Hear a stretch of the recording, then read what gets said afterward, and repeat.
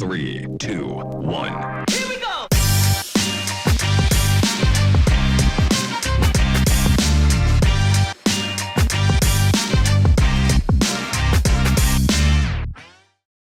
Hello and welcome back to a special playoff edition of the Texas Private School Podcast. As always, I'm one-third of your hosting crew, Wes Tolleson, joining you from College Station. My co-hosts, Walker Lott and Ryan Schroeder, join you from College Station and Stillwater, Oklahoma, respectively. Guys, we've been waiting all season for this week, and finally it is upon us. We got a taste of it last week with the SBC Championships. It is playoff time in Texas. Walker Lott, I know you're excited. I know Ryan's excited. What are your thoughts on just finally being here at the beginning of the finish line? Yeah, I mean, this is what everyone, this is the best time of the year. But this is what everything, all the hard work and the dedication throughout the summer, throughout the off season, it all comes down to playoffs. And this is when, as I think Anakin Skywalker says in episode 2, this is where the fun begins. Exactly. I couldn't put it any better. Ryan Schroeder. Wait, same question. What? Episode 3. Thank you.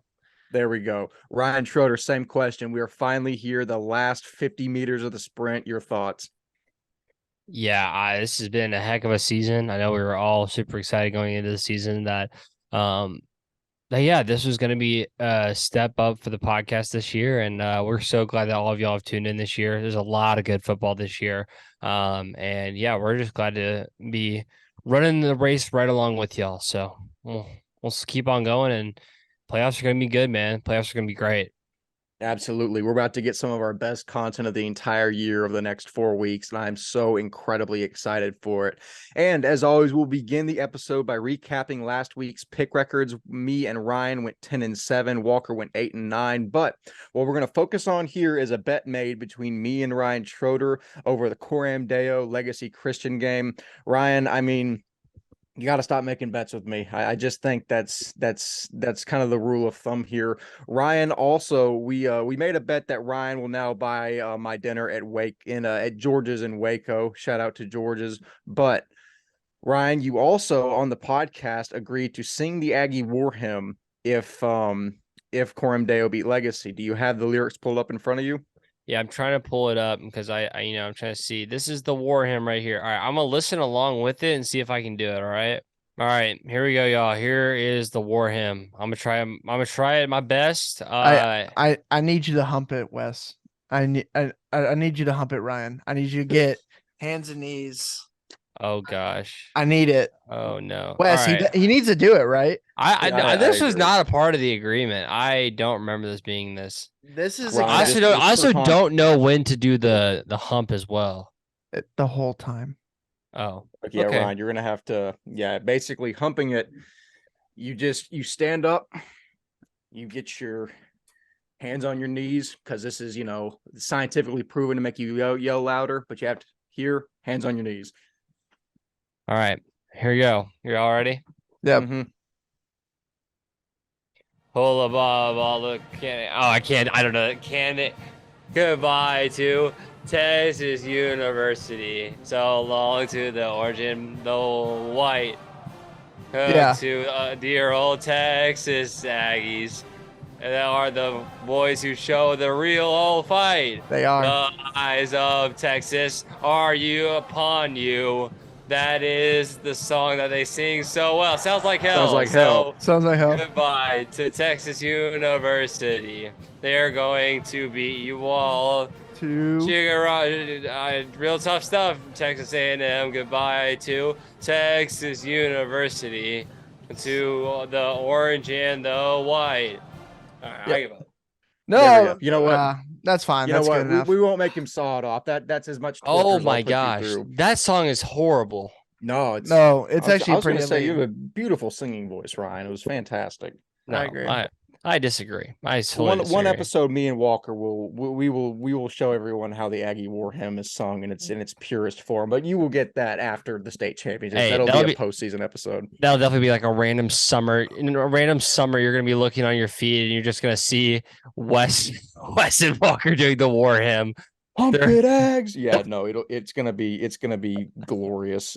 But moving on. Again, that's all we're going to do for pick records. I will say I'm still in the lead, and I don't plan on relinquishing that lead. Ryan, that trophy will be mine this season. But yeah, I don't know. I don't really think I have a chance anymore. It's getting out of hand. Like I'm only 4 losses down, but there's not 4 games where I feel like I could jump you, you know?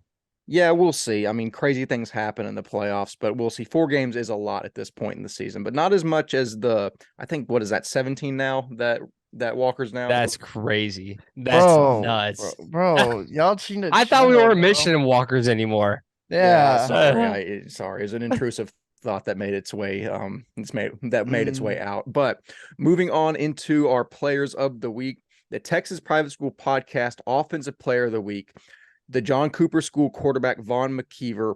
Vaughn had in the SPC 3A state championship 332 passing yards, 7 total touchdowns, and a win over Fort Worth Trinity Valley to claim John Cooper as the back-to-back SPC state champions.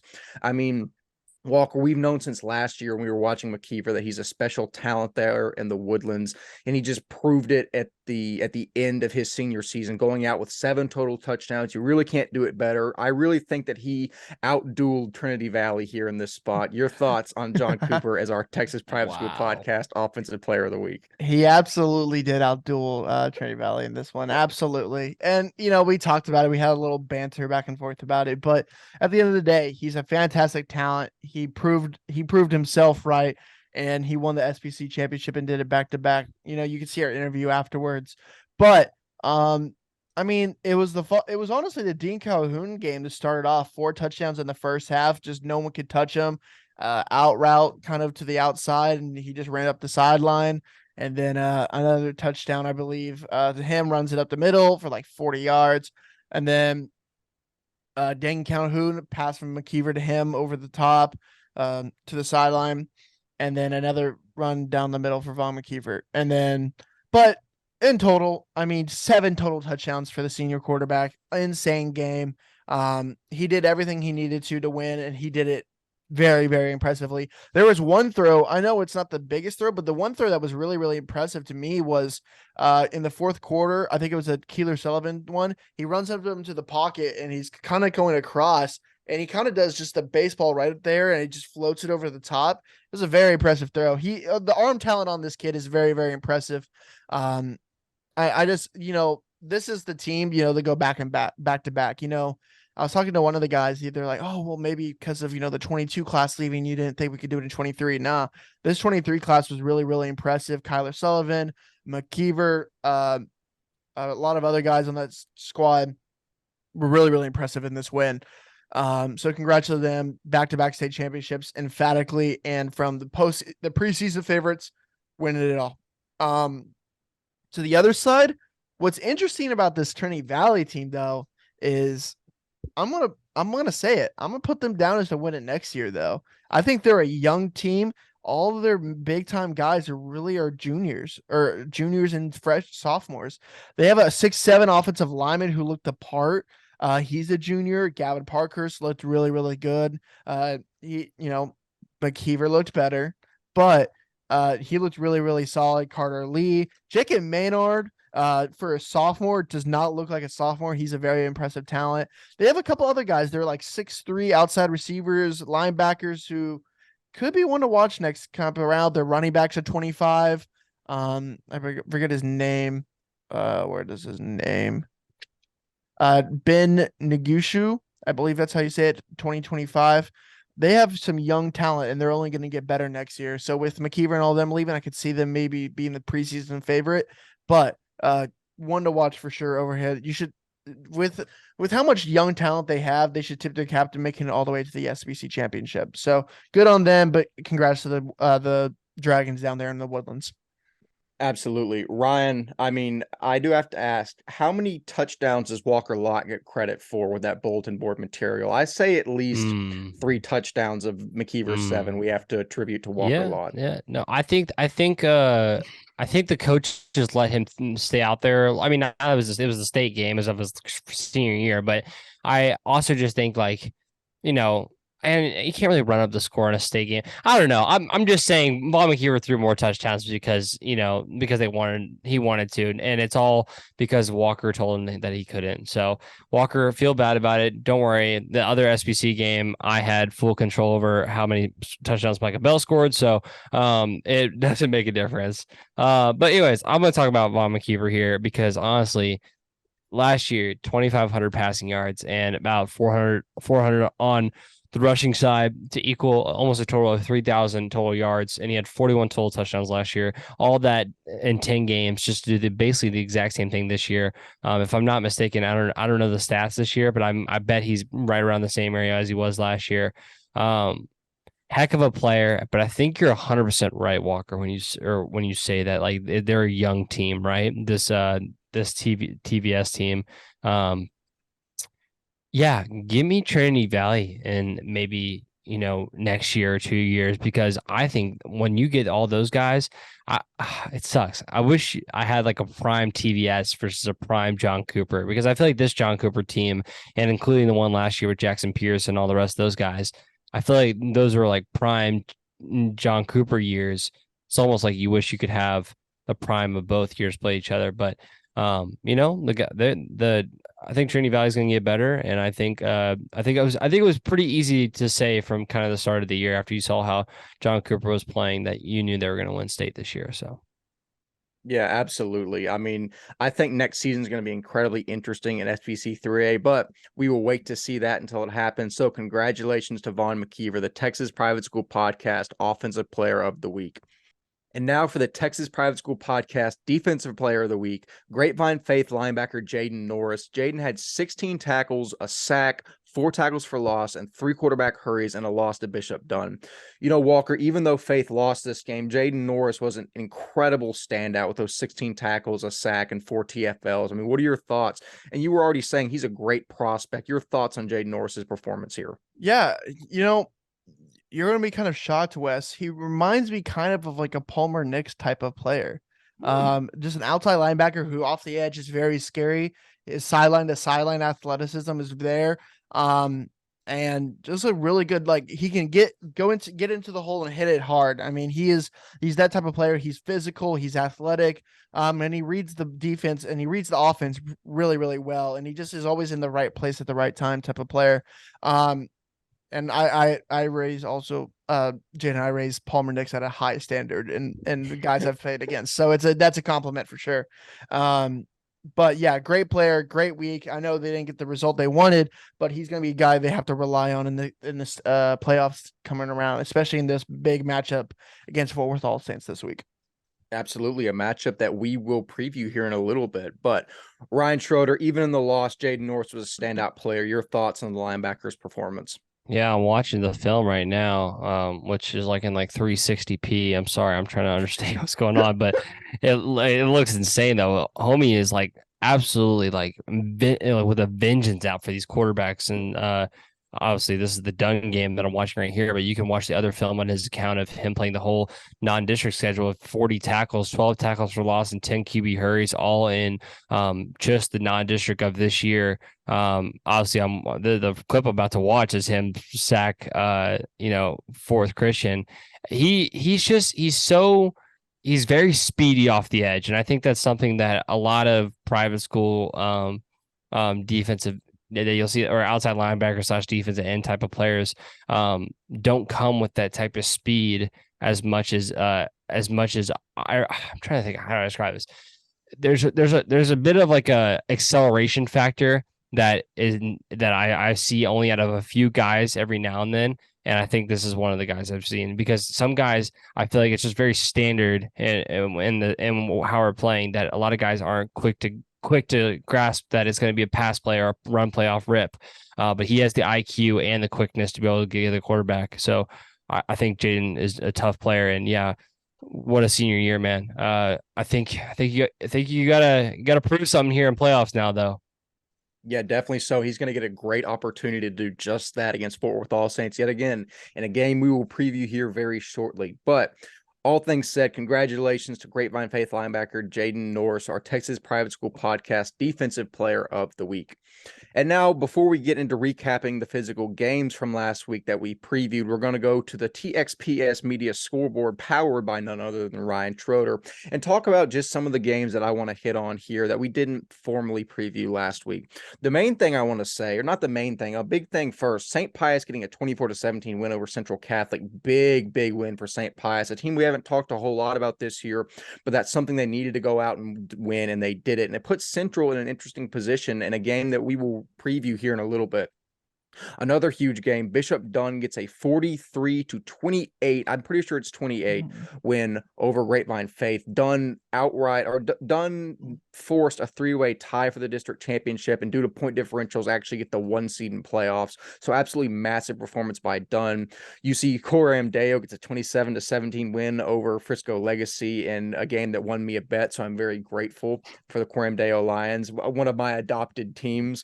Also, Fort Worth All Saints gets a 3-45-42 win over Fort Worth Christian. Big for them. Oh, Lake Country absolutely smacks Grace Prep 35-9 in a game that we didn't see coming, or a win that we didn't see coming. A huge win for the Doddard Twins and everyone else at Lake Country over a good Grace Prep squad. And just scanning more, we were at Northland Christian versus Brazos Christian. That was a huge win for Stonewalker and company, 22-21 over Brazos Christian. Lubbock Christian smacks the dog out of Pantego 51-7. And yeah, those are the main games that I want to talk about. So Walker Lott, Ryan Schroeder, Walker, you first. Anything that sticks out to you from that scoreboard? I'm going to say the San Antonio Holy Cross and Cypress Christian wins. You know, they're the two favorites coming out of the South this year in D3, and they make it known in their districts that they are the teams to come out of there. And I'm going to expect those two to meet in the semifinals this year. But yeah, great wins for both schools, dominant wins for both schools. The Fort Worth All Saints win over Fort Worth Christian is a big win for them. It sets them up to face, it's going to be interesting, Wes, right? Yes, Fort Worth Christian lost, but they now are going to play a team that they already beat pretty handedly in Bishop Dunne, and then instead of playing a team they only beat by 7, so maybe that game maybe is going to come to help them or hurt them a little bit. It's going to be interesting to see how that game results in the playoff matches this week. Yeah, we will see. I have always said football teams are a dynamic thing. They're not static. The teams that we see week 2 and week 3 are not the same teams at all we see in the playoffs, but that's a really good point. Maybe they help themselves with the loss here. You never really know. Ryan Schroeder, anything that sticks out to you from the board? Yeah, there is a few games where all three of us picked the same team, and they end up losing. The Central Catholic game, St. Pius won. The Grapevine Faith game, Bishop Dunne won. And I think I have the score wrong on that, by the way. I think it's 43-28, but still a smacking by Dunne. That's the Fort Worth All Saints game. We all picked Fort Worth Christian. In the Lake Country game, we all picked Grace Prep. We had a really bad week when it comes to, and we already told you our records this week, so you obviously know that a lot of games that flipped the opposite script. But shout out my guys at Temple Christian though, man. I was the only one to pick y'all, and honestly, I'm a really big fan of First Baptist this year. But I think it was just more the aspect I saw the wins, and I think I went through the max preps and kind of did a little bit of math in my head, and Transitive Property ended up getting y'all a 21-point win. So I'm very excited to say that was a really good pick on my part that that I was glad to have. But yeah, the Houston Northland win only being 1 point, the TCA Addison win only being 1 point over Nolan Catholic. Those are close games that we could have flipped the script the opposite direction. And then obviously a team that I have just been a fan of this whole year is Brownsville St. Joseph. Man, they keep winning and winning and winning. If I'm not mistaken, they took the second spot in the district with that win against TMI, right? Behind Regents. Right.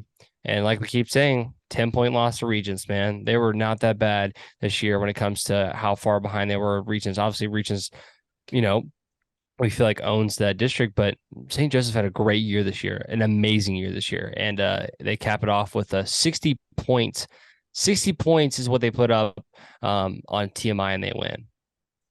Yeah, no, that's huge. And to St. Joe's credit, they only lost to Regents by 10, and Regents has been absolutely dominant the whole year. So if somehow their paths cross in playoffs, I'll be very, very interested to see how that plays out. But That's going to conclude our discussion regarding the TXPS Media scoreboard. Now, very quickly, we're going to jump into the recaps of our 5 games from last week, starting with Parrish at Prestonwood. Junior Maddox Reed goes absolutely ballistic behind the elite Parrish offensive line, and I promised I would shout this offensive line out because this Parrish offensive line is the best in the state. It is crazy. Walker, you've seen them live. Left tackle Nicholas Ferris, left guard Sam Liu, center Nathan Weber, right guard Aiden Gilmore, and right tackle Jacob Picanio. I hope I didn't butcher any of those, but yeah, I mean, you can't talk about Maddox Reed's performance here without shouting out the dogs up front paving the way. Reed went for 289 rushing yards and 5 touchdowns as Parrish routes Prestonwood 49-14, covering the spread. Trey Williams also goes for 27 total tackles, maybe the most we've seen this year. Seth Scott goes for 20, and Cooper Malin goes for 15 tackles and 2 TFLs. McGuire Martin and AJ Sibley both get rushing touchdowns for the Lions, but they are no match for the Panthers in this one as expected. Walker Lott, Parrish is just an absolute machine. There's not really a whole lot to say here. They're just that good. Your thoughts on this outcome? Yeah, I mean, I'll give, you got to give Prestonwood credit, right? Because they kept it close at the half. I mean, like, I think it was a 7-point game or something like the half. And then Parrish, changed, kind of did the halftime adjustments, and they just became Parrish like we thought they were going to be. I also want to say those 2 other guys, I know Austin Sattler played a little bit on that offensive line. I know against South Oak Cliff when Weber got hurt. But Alex Jacoby also on this offensive line also made some impacts on that offensive line. It's interesting to see. I think, I don't know what you think of Prestonwood here, right? Because if you have it's a 7-point game, that means, hey, they might have a shot if they can, keep it together and change themselves for next time if they face again. So it's gonna be interesting to see how that all goes, because this could definitely be another state championship matchup in a couple weeks. So it'll be interesting to see if when they get there, do they switch some stuff up and have it a closer game in the second half. But you can never count out Novikov and those guys, man. And Maddox Reed, we talked about who was going to replace the running back position at Parrish Episcopal. When you leave, a Georgia commit just leaves, right? It's hard to fill that spot. And Cedric Mays did that for a while, but we knew Maddox Reed coming from South Lake Carroll was going to be the guy moving forward, and he did just that this week, proving why he's going to be one of the best running backs in the state this year. Insane. Definitely so. Ryan Schroeder, your thoughts on Parrish routing Prestonwood? So I said Prestonwood would cover, and I'm actually going to hold to that because I'm not like after hold to the fact that they covered. No, that sounds stupid. But I'm gonna hold to the fact that I said that because I what's called. I feel like I was coming. I may or may not have put out a thing on Instagram story saying no one believes me. I cover. That was a dumb thing to put out. However, all I have to say is this: I really like this Prestonwood team. AJ Sibley's a really good player. I saw McGuire Martin play last year. I know this Prestonwood team is good. I think what you just have to say is just push through playoffs, and if you push through playoffs, you'll see them again in the championship. And I think this has to be the mindset. Now, one game at a time for Prestonwood, but I'm going to look ahead. I look ahead and I see that Antonian versus what's called Prestonwood matchup in the semifinals, and I'm thinking to myself that's going to be a great game. That really decides whether you. I don't want to put it out there like that, but it kind of decides if you had a really good year this year, right? Because so what, you can't be Parrish, whatever. You can't be Parrish, whatever. I would say having a good year would be getting to that state championship spot and beating Antonian in the semifinals because of how good we know Antonian is this year, right? But yeah, Parrish is just Parrish, and there's really nothing you can do at this point. When a guy like Trey Williams is going to go out there and get 27 tackles alone by himself, or not solo tackles, but just tackles in general he's going to have. Dude, that's like a madman out there. I'm not expecting any other team to come out there and go put up 40 on Parrish like it's nothing. This is a team that almost just beat South Oak Cliff this year. Let's be very real here, man. This team is out of everybody's league, and Prestonwood, they were able to stay with them for a little bit. That should be enough, in my opinion, to kind of have confidence that you're going to succeed in playoffs. Yeah, definitely so. I think your benchmark with the Prestonwood Antonian game being the marker of a good season for Prestonwood is a really good point. It's going to be really interesting providing both teams make it to that semifinal matchup. But speaking of the Apaches, we get to recap their game versus Houston St. Thomas, where the Antonian Apaches win an absolute stunner in this spot, 38-35, crowning themselves chiefs of the district. Junior quarterback Jace Toscano throws for 300 yards and 2 touchdowns and rushes in for another one. And senior Topher Stubbs rushes for 100 yards and 2 touchdowns. The Apaches receiving corps saw 2 players eclipse the century mark. Riley Strode goes for 123, and Ricky Gonzalez goes for 150 and a pair of touchdowns. You know, for St. Thomas, junior Dante Lewis did all he could with 300 yards passing and 4 total touchdowns, but the Apaches pull off the upset in the end, proving all 3 of us wrong. Walker, huge win for Antonian. We were all questioning if they even had a chance, or we were questioning if they had a chance in this game with Johan Cardenas out, and they more than had a chance. They came out and won. Your thoughts on the Apaches getting a big win here? Yeah, big win. We've said right for a long time that offensive firepower is deadly, but if you haven't, go watch Ricky Gonzalez's film against this team. I don't know. I sent in the chat, guys. He torched that STH secondary. It was a one-man show out there. 9 catches, 150, and 2 touchdowns.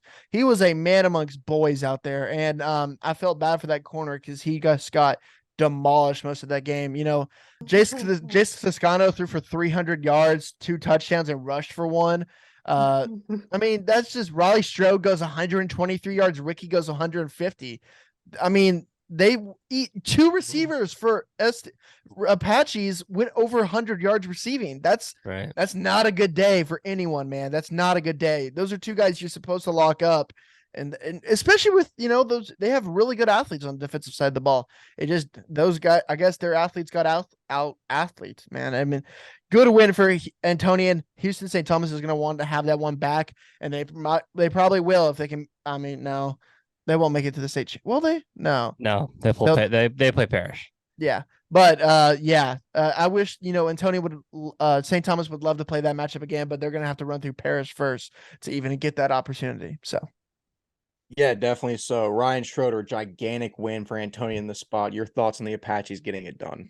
You know what's crazy is because Houston St. Thomas was like, all right, you know what? We're going to play Parish in the championship. Like, that's their kind of like idea. Nah, you had to beat Antonian this weekend first, because now you're not even going to make it to state. Your semifinal matchup's now going to be against Parish, and that's going to stink because, you know, like we just argued with Prestonwood, kind of being like, oh, that's a marker of a good year.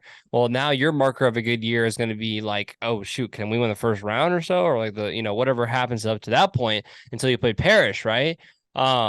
So yeah, but I'm not going to sit here and just crap on St.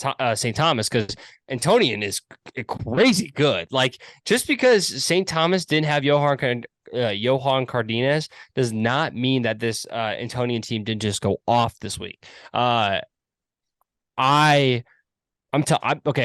Obviously, there's a lot of D2 matchups that I'm really excited for when it comes to playoffs, like later in playoffs. But Antonian versus Prestonwood might be one of my favorite upcoming matches if both teams come in to make that game. And I don't want to sit here and act like I feel like Prestonwood can win or Antonian can win, because I don't really know who I think can win yet. However, very excited for that matchup. AJ Sibley and McGuire Martin on one side versus you got Ricky Gonzalez and Riley Strode. Like, you're telling me with that type of like offense on both sides, it's gonna be disgusting. It's gonna be a fun game to watch if it comes to it. Woo! And we got time before that though. Yeah, no, I'm incredibly excited to see that happen. If it happens, I think it'll be an electric matchup that we will all be waiting for. But that'll close the chapter on St. Thomas Antonian. Now discussing a game that I got to cover live on Friday, Regents at St. Michael's. And this was absolute dominant start to finish from Regents in a 34-0 victory for the Knights over crosstown foe St. Michael's.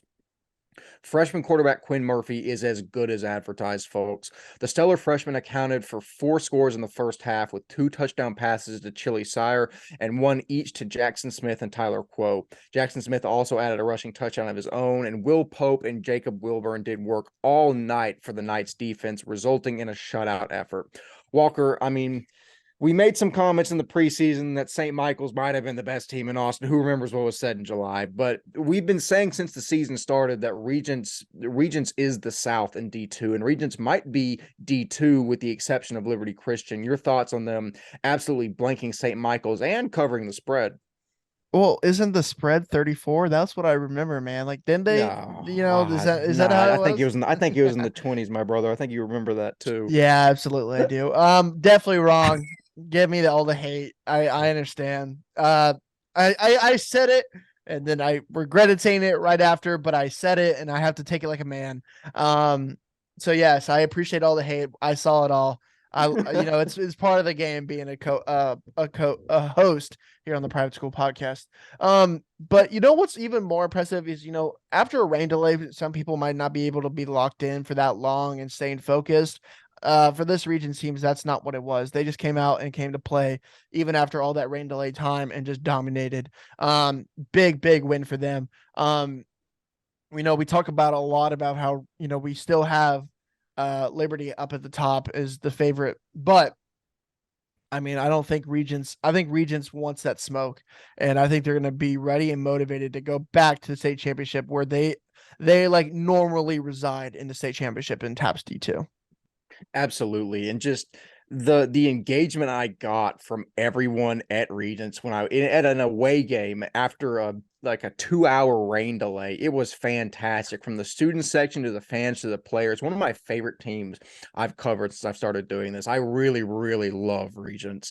Ryan, just huge victory for Austin Regents here. You're looking at the ceiling for some reason, which worries me. I'm sorry. There's people on top of my house. They're making so much noise. I think it's my roommates went on top of my house. Dude, they feel like they're coming through the roof. I'm so sorry.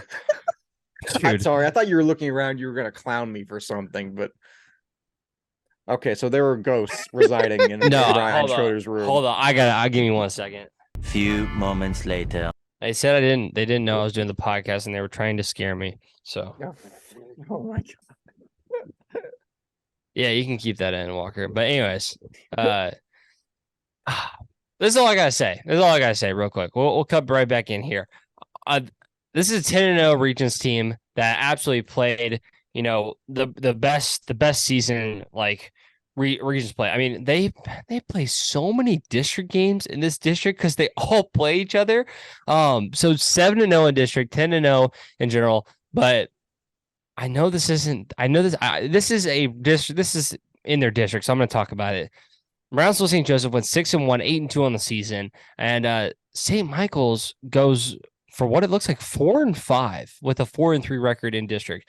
Not what we thought at the beginning of the year at all for this team. Lots of injuries throughout the year led to that for sure. But yeah, Hyde Park and Brownsville St. Joseph jump St. Michael's this year in that spot.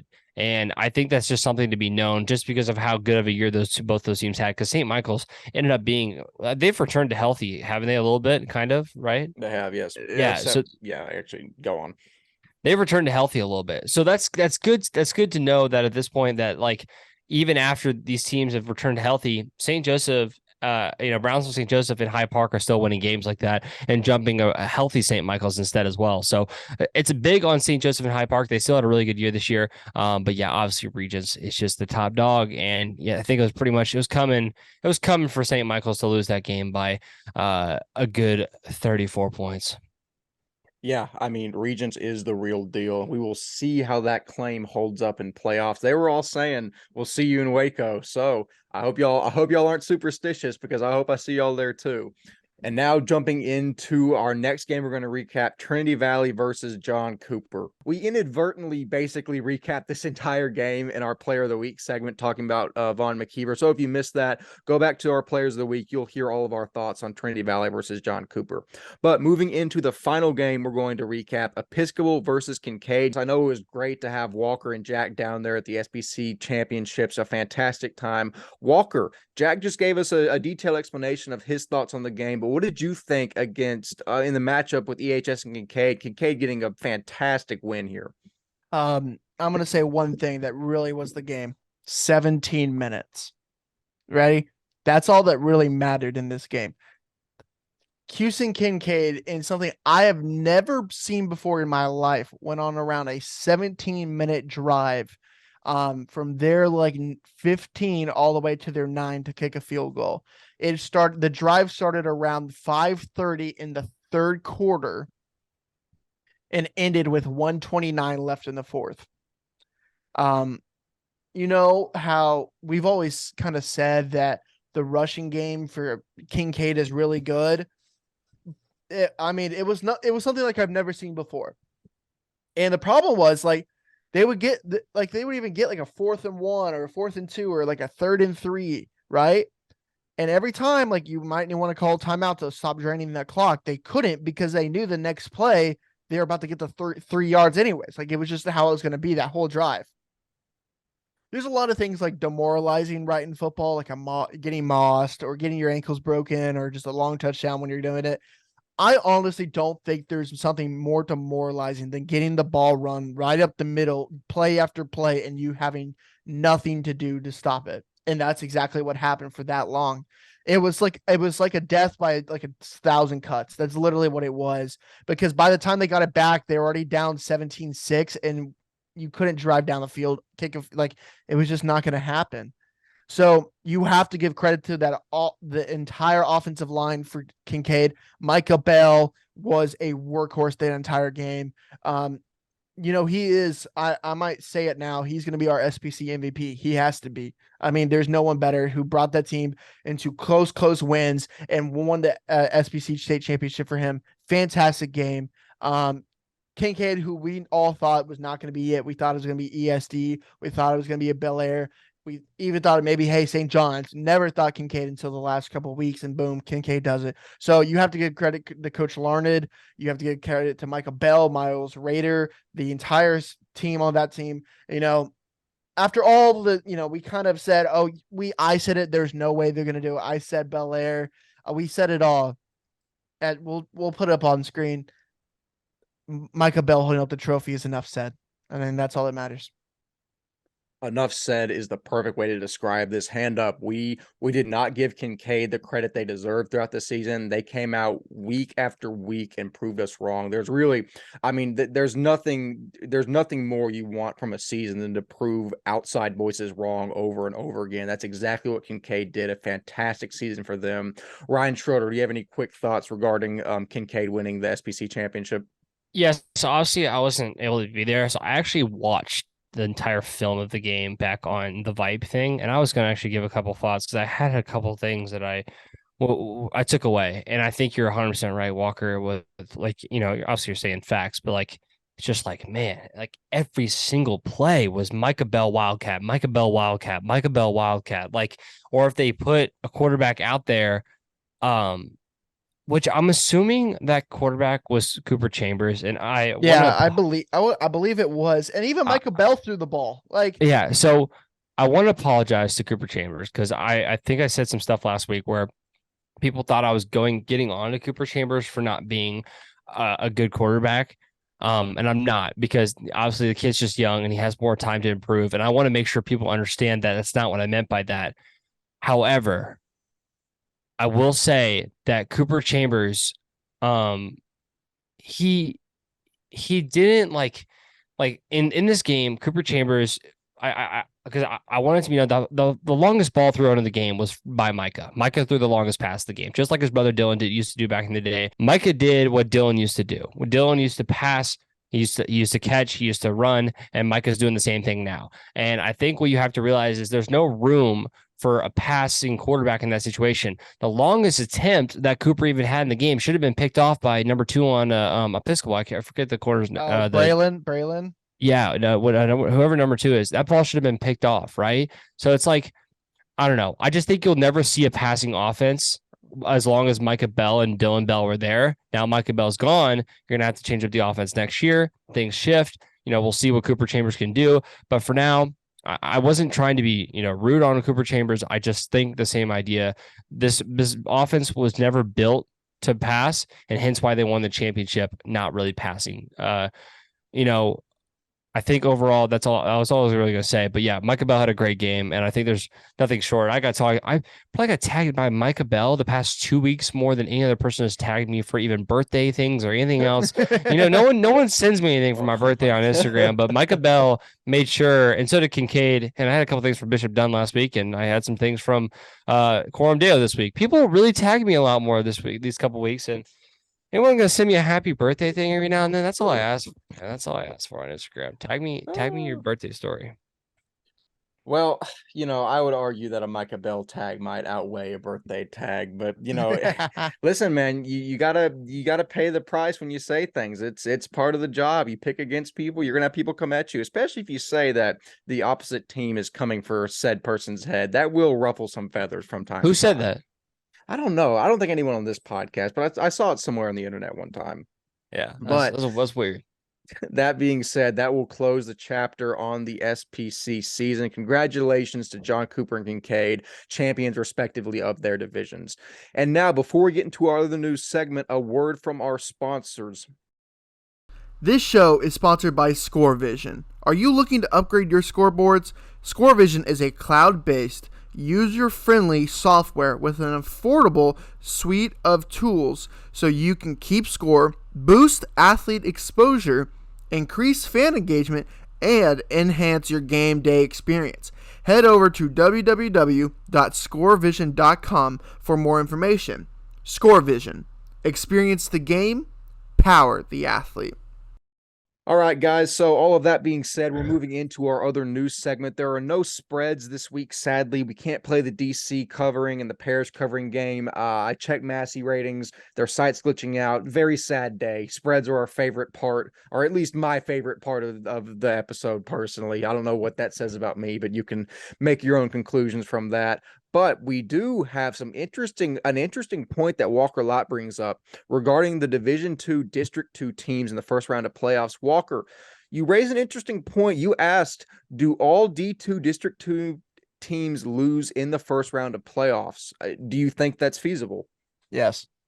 I think it's going to happen. Don't get away from my picks, but I think every single Division 2 team or District 2 and Division 2 team is going to lose week 1. Ryan, are we going to take that laying down? So just so everybody knows, if you don't know the Division 2 District 2, I'll just read it out for you real quick. It's the teams that consist of Legacy, not Legacy because Legacy is not in playoffs. Grace, Bishop Dunne, Grapevine Faith, and Quorum Deo. Those are the 4 teams.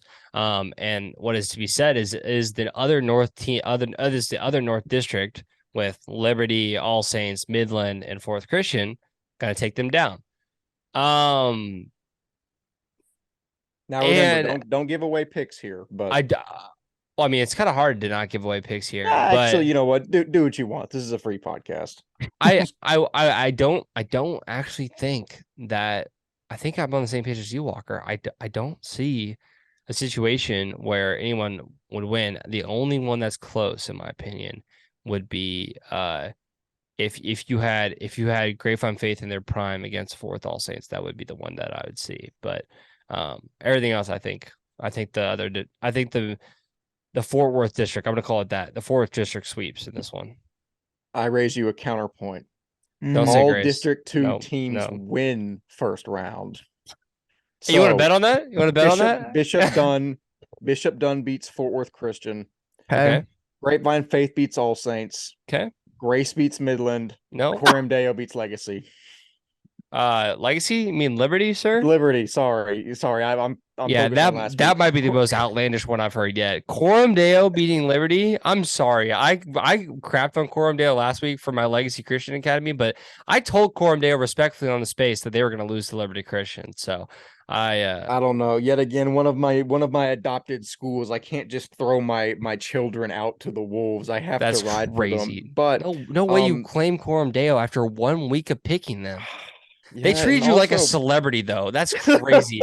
In my own locker room back at Legacy, like, what are we doing, dude? The disrespect is massive. Dude, I saw those videos start rolling in when the Legacy game was ending, and I cried. I started crying, laughing on the So sidelines. much It was disrespect. Coram Deo. That is some of the best content I've seen all year. Thank you.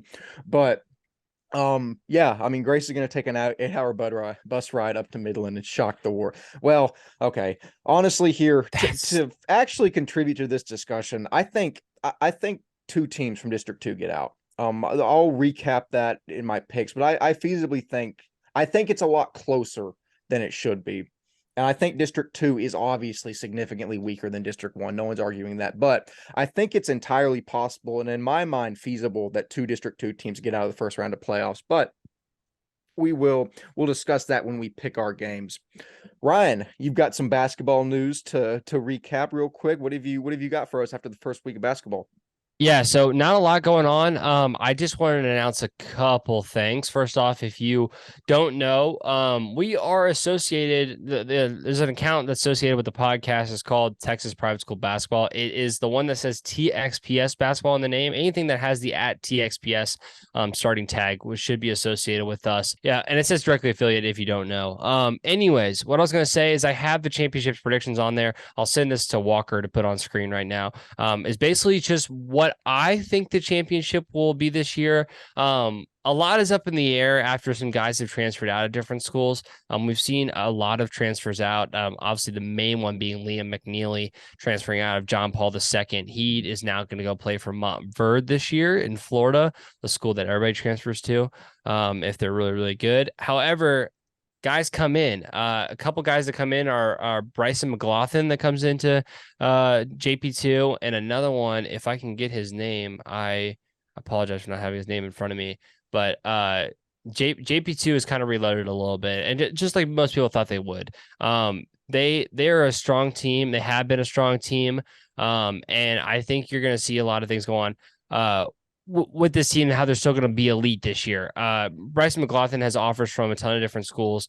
And then you have Nathan Davis is going to be a stud this year as well. And yeah, I'll tell you this much. Both those guys getting offers. You have, I think his name's Offrey, if I said that right. He's getting offers as well. So this team is absolutely loaded. On the other side, Prestonwood has a guy by the name of Jalen Shelley. If you haven't checked it out yet, there's an Instagram page. It's called TXPS Basketball as well. There's clips on there of Jalen Shelley from the summer. There's one video I just have of him that pretty much summarizes how he plays. He's probably going to be one of the best athletes in all of private school basketball this year. TMI and St. Michael's is what I have for TAPS 5A. So St. Michael's actually has a couple of guys listed on 247 as being a part of their team. However, Mashai Hill is not playing for St. Michael's this year anymore. He is transferred out to what I believe is Louisville High School. It's a school that a couple different guys have played at before, but Josh Jones is the other guy on that team. He is committed to Oral Roberts to play, and he is still on that team from what I understand. But he's going to be a great player this year for St. Michael's, still ranked top 21 in the state of Texas in the class of 2023, and will pose a threat. Obviously, the guy, if you've been following private school basketball at all, you know who Kendrick DeLuna is. He's the guy that plays for JL3 in the summer for AAU basketball. TMI boy, he'll be with that team as well. He used to play for Cornerstone back in the day, for anybody that didn't know.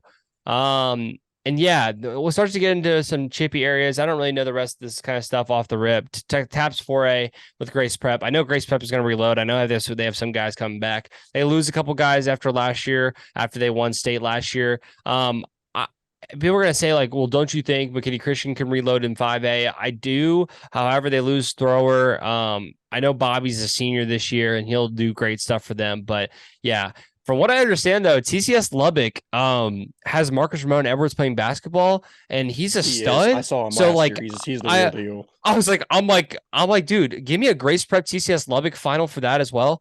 And then Bel Air's the team that won last year versus Green Hill in the state championships. Obviously, the main guy Justin Begg is a stud for Bel Air. I believe he's still on that team as well. There's a lot of stuff up for interpretation. I'll have to look at the first game stats to realize who's all on the team still. No one really likes to tell where they're going after a couple until you get into the actual season. But Justin Begg, who hit the game winner last year, should still be on that team. And Green Hill's going to drop this year. They lose. They lose obviously the two guys to Vanderbilt, which is Lee Dort and Noah Shelby. They're both gone after this year. And so now Green Hill will be on the lower side. And I think you'll see a team like Houston Christian come in there in that other SBC spot. But yeah, I definitely see Bel Air being back in that state championship again. However, that's all I really got right now. I will be at the Fort Worth Christian Thanksgiving tournament. I think is what it's called. It's called let me get the exact name for this real quick before I just start spouting off random stuff. I will be there. And I will be covering, this is going to be called the 7-Eleven Classic. It's on the 21st, I think, and the 22nd, if I'm not mistaken. Yep, 21st and 22nd. I'll be there. There's a lot of teams playing in it. Second Baptist, Forward Christian, Coram Deo, TCS Lubbock, Brentwood Christian. Lots of great teams going to be playing in that tournament. And yeah, I hope to see y'all there. Let me know if you're going to be there because I'd love to look out for all the teams that are going to be playing this year. Definitely so. Very exciting time when basketball starts to overlap with the end of football. Truly, November is one of the best months in sports outside of March, although I am partial. Moving on into our five. Yeah, can you tell that I'm done with A&M football season and ready for Duke basketball season? It's been a tough grind, folks. But moving on into the best part of our episode, my favorite, our 5 games of the week, starting with Grace Prep versus Dallas Covenant. This Friday, 8-2 Covenant will take on 5-5 Grace Prep, and the loser's season will conclude. Covenant has only outright lost one game and has quietly been one of the best teams in Division III, besting teams such as First Baptist and Brook Hill, and their only loss coming at the hands of Dallas Christian. With 3 shutouts on the year and only 12 points allowed per game, the Knights boast one of the best defenses in the division, but that very defense will be tested by arguably the best passing attack in the division, with the likes of Talton, Mathis, Lehue, and Broadway for the Lions. With a plethora of weapons, this game truly is the meeting of an unstoppable force and an immovable object. Honestly, in this spot, I want the immovable object. I want Dallas Covenant. I really do think they are sneaky. I've been doing research. I think they are sneaky, one of the best teams in D3. They get slept on a lot. I really do think, I'm going to hang my hat on this. I think they're the real deal. Don't get me wrong. I love Grace Prep. I love Talton, Mathis, Lehue, and Broadway. I think they are fantastic players. Do not get me wrong. I'm going out on a limb here. I think Covenant has the defense to get it done, and we're going to see this coming Friday. Walker Lott. Your thoughts? Wow. I mean, we've known about Covenant kind of being like an underrated radar team for a while, but I'm gonna go Grace Prep. I'm gonna go with the guys that maybe I just know better, and I'm gonna go with Grace Prep. You know, I've said forever that I think Jalen Talent might be one of the better quarterbacks in Division III and all taps. I think he's a really good player. I really like Broadway. I really like Lehue. I really like this team, man. I think they're a really, really good squad. It's exciting to see because I think this is going to be a very interesting matchup because these are two teams that are not really played each other, but are going to be ones. I think it's going to be a really good game. But for this one, I'm going to go Grace Prep.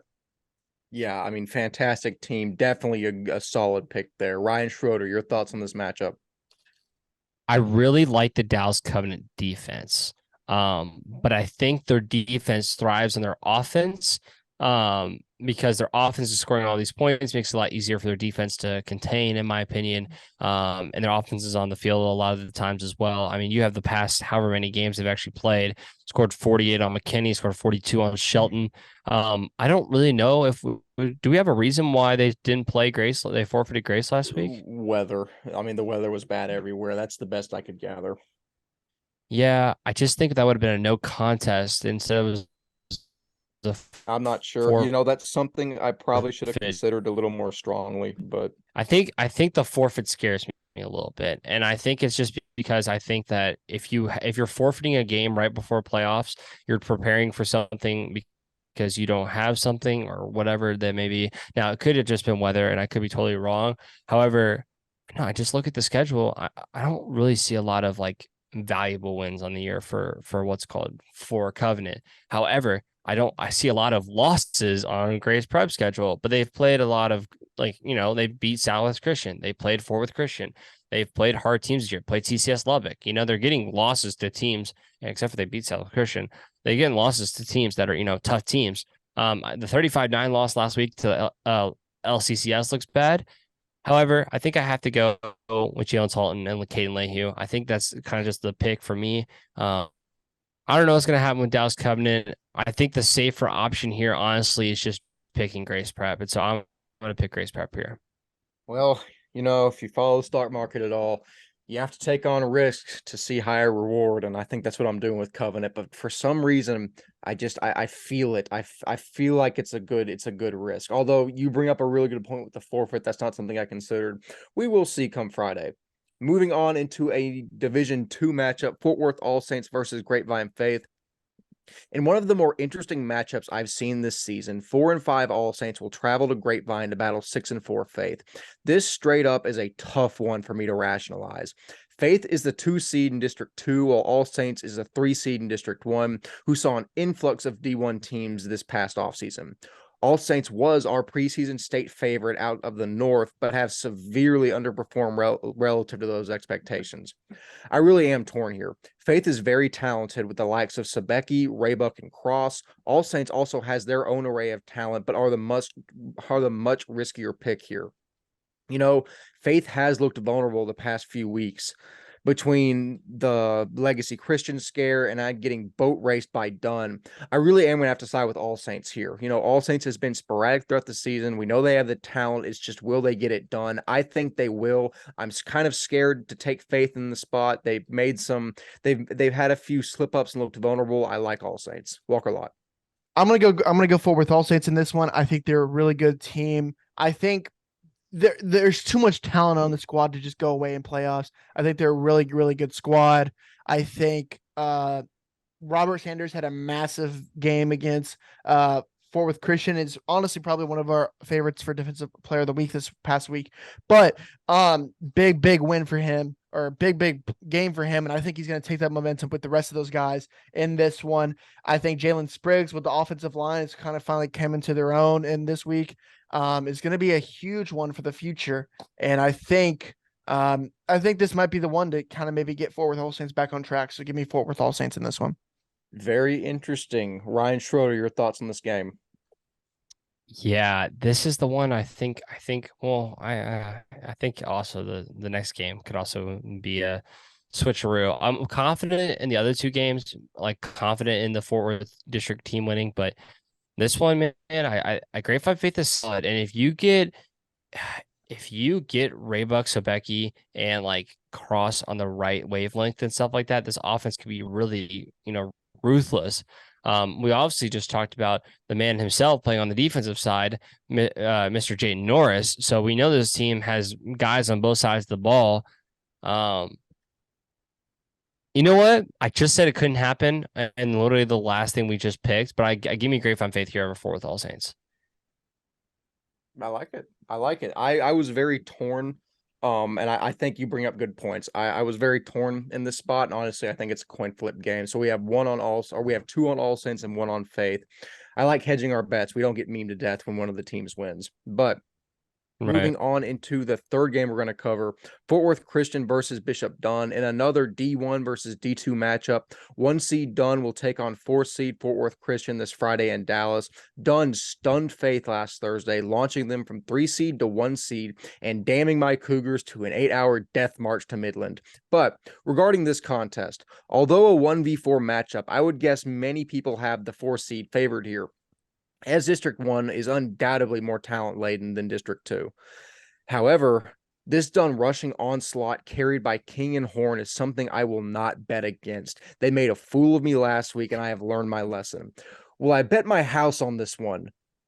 No. Jordan Green will not get that bulletin board material this week, but give me the Falcons in this spot. Walker Lott.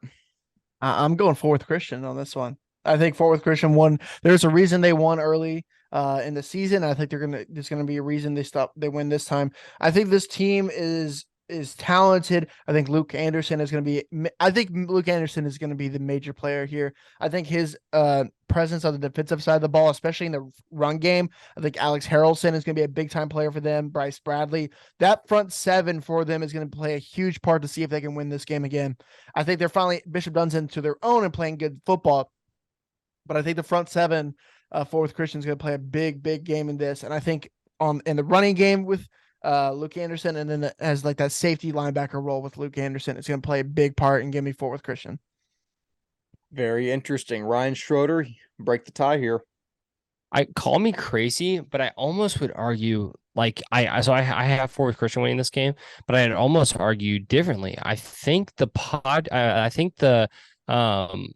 I think Fort Worth Christian here, because Bishop Dunne stopped the Clayton Sebecki and the Clayton Sebecki and John Raybuck type of offense, where it was the double run type of play. You saw the double run action, and Bishop Dunne was able to stop that. However, Fourth Christian wise, they're a really good passing offense when they can get things rolling. Obviously, Luke Anderson's the guy's going to go put up 200 yards on you. But if we're being honest as well, the passing game's great as well. You got Jordan Green, you got Jacob Trimble, you got the other wide receiver. I can't think of his name right at the moment. However, he's also a stud. Honestly, their passing game is solid if they can work things out. I want Hogan Nelson.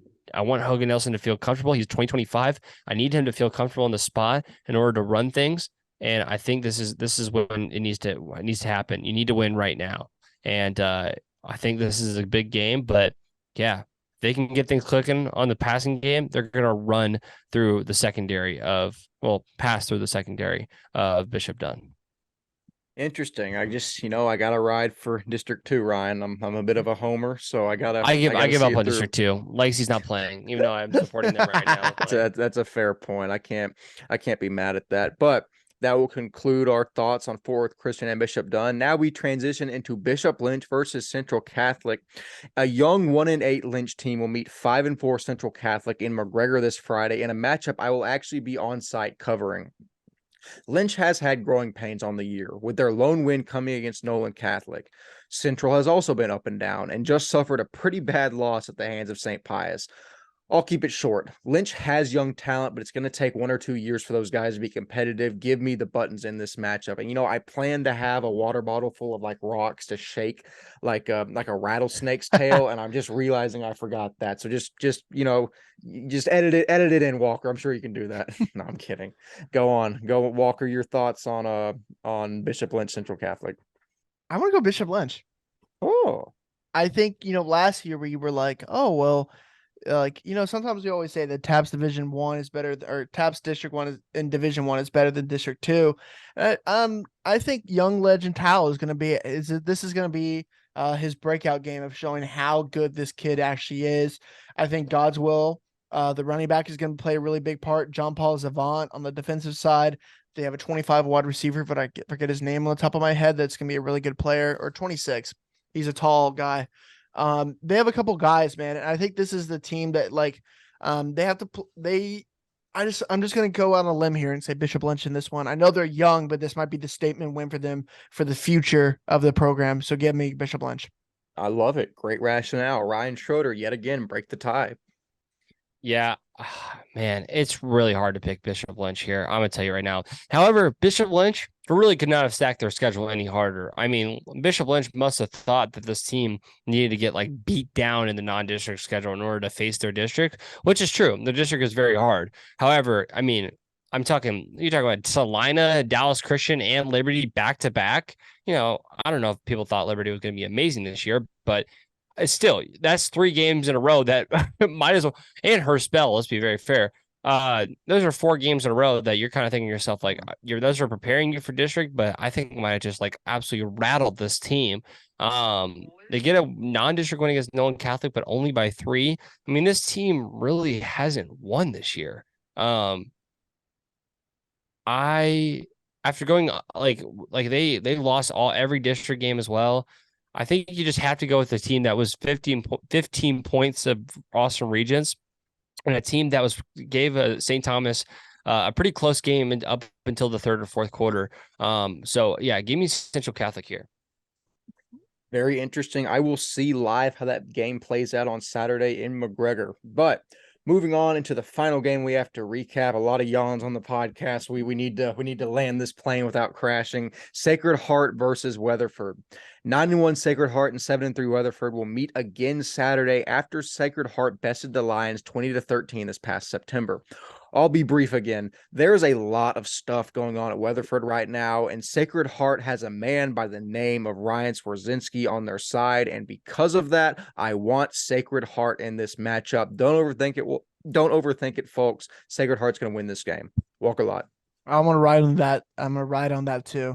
I'm gonna ride on the Serwinski saddle. There you go. The Serwinski saddle. Yes. Yeah, the alliteration, baby. The alliteration. I like that. But yeah, I'm gonna go Sacred Heart in this one. I'm gonna go the same thing with you, Wes. I think the Serwinski, Ryan Schroeder is coming out for blood this time. You know, he was the sophomore last time around, right? And when he went to state and lost to Shiner, and he wants to prove that he can get back there again. You know, he had his brother last time. He wants to do it himself this time. Give me Munster Sacred Heart in this one. Give me Ryan Serwinski. I think he's on the Skorzinski. Give me him in this one. I think he's going to be on the way back to the state championship. I'd have to agree with that statement. Ryan Schroeder, for the last time this episode, your thoughts? Man, this Munster Sacred Heart team is literally a touchdown away from an undefeated season. So I think that's something people have to consider. This team has won every game, and no, I mean, you have to remember this game. The game that was a battle and the Star earlier this year, the Shiner St. Paul game. They already defeat Weatherford this year. You know, it really feels good to put Munster Sacred Heart, and I think that's where I'm going to go on this game. I think that's smart. It's not a pick you need to overthink. Weatherford has been good this season. I just think Sacred Heart is the better team in this matchup. But that being said, that is all the information we have to cover for this episode. So dadgum excited to watch some playoff football. Again, like I said, we've been waiting all year for this week. Finally upon us. Walker Lott, closing thoughts. This is, you know, the teams you remember play in November, and this is what it means. And this is what these teams make a mark. You know, if you're a young team in playoffs, this is the time to show what you can do going into next year and what people can be afraid of for next year. If you're an older team, this is when you have to play at your best. You don't get another game. This is make or break. This is what we love about playoffs. This is what Texas high school football is all about. Be ready, be proud. Everyone go support your schools. This is a fun time. No better time than playoff time. The fall is the weather's just right, man. There's no better time in the state of Texas than Texas high school football playoffs. It's going to be exciting. I'm ready to go watch a lot of football this next couple of weeks. It's been 4 years since I put the pads on. That got me fired up. Gosh, that was good, wasn't it? That's one of the better moments we've had on this podcast. Ryan Schroeder, I don't know how you top that, but try your best, my friend. No, I'll keep it short and sweet. I think all I'm just going to talk about is, man, a lot of people are saying D2. A lot of things about D2 on both the different sides. I think that's where my mind's at right now. Just because I think you got a lot of people saying that there's going to be a sweep on one side, including Walker Lott. And I almost said it as well that there was going to be a sweep. You got a lot to prove. There's something to prove, man. Something to prove. And yeah, I think there's some D1 teams as well that are kind of thinking to themselves like, man, we want a shot at Parrish. So I can't top Walker Lott, and Walker Lott needs to be bulletin board material right there. That's your bulletin board right there. It's just Walker Lott, that speech, put it up there and be like, time is now. So yeah, I'm excited for it, and we'll see the teams that make it through in 4 weeks from now in the state championships. Absolutely. Yeah, that's got Walker Lott's speech right there has to go into a hype video somewhere. And I challenge some team to do it because I think it'll fit seamlessly. But All of that being said, I have been 1/3 of your hosting crew, Wes Tolleson. Walker Lott and Ryan Schroeder have fantastically been themselves. We will see you for the second week of playoffs next week. See you later. 3, 2, 1.